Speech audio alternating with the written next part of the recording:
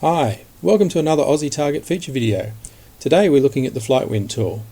Now, as we know, pilots have to take note of changes in wind direction with altitude as they fly along.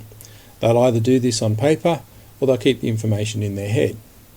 oziTarget can now automatically keep track of this information for you and will record the direction at various altitudes the moment it's communicating with your GPS. So let's get this set up. If we open up the settings menu, first thing you'll see is down the bottom we've got a couple of new options. We have the flight wind steps and we have the flight wind buffer. Now the steps are the altitude points that you want your direction recorded at. Here we have it set to 50 feet.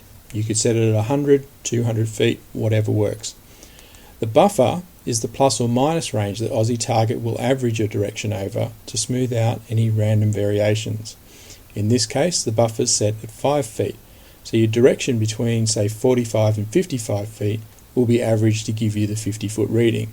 The same will then happen at 95 to 105 feet to give you the 100-foot reading, and so on as you fly along. So these are the settings that I've been using, and they're the default, but you may find that you want more or less data and find that different settings work for you. Have a play, see what's good. So let's get on to the good stuff. If we open the flight winds window from the data menu, you'll see that we've got a number of options. Now, as I mentioned before, you don't need to do this before the flight starts. oziTarget is recording in the background the whole time as soon as it's hooked up to your GPS. If you don't think to look at it until halfway through the flight, then there's no problem. All that data will be there waiting for you when you need it.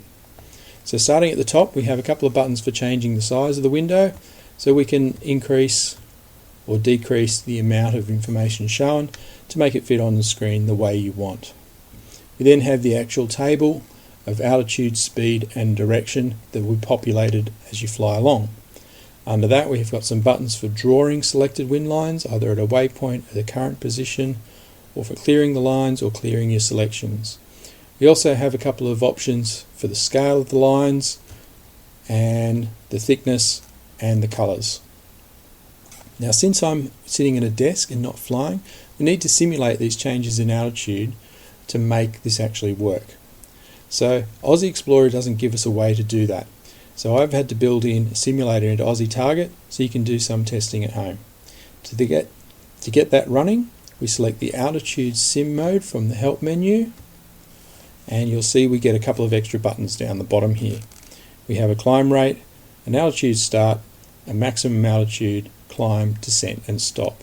So if we start at climbing, it'll start at 0, we'll go to 1500 feet, then turn around and start descending again. So we'll get us flying. On our map, we're currently navigating across the map using the simulator. We'll bring up the speed a little bit and we'll pick a waypoint to navigate to. So let's go to 147.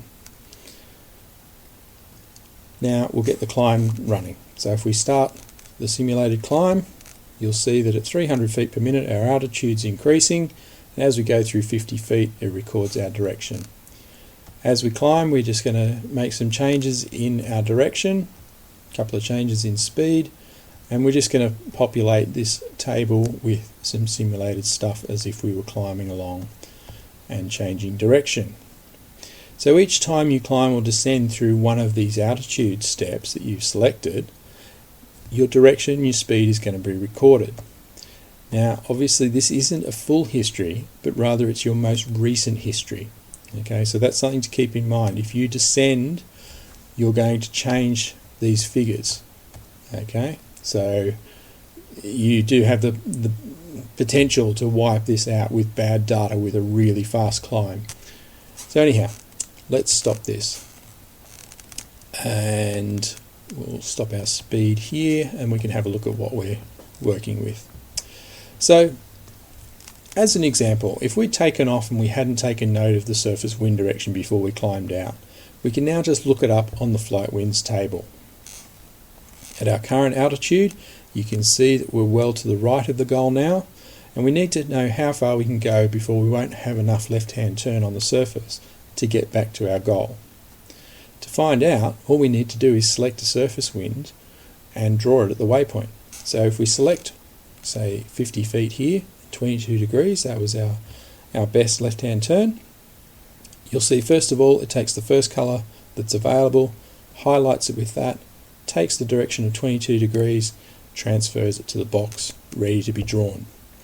All we need to do now is select Draw at Waypoint, draw the line, and you can see now our surface wind here is drawn in, and we can fly along, and potentially we could fly all the way up to this line before coming down to 50 feet and then flying to the target at 50 feet.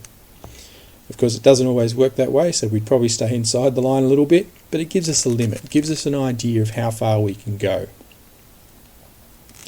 Now obviously we can now do the reverse of this as well, depending on how we want to fly it.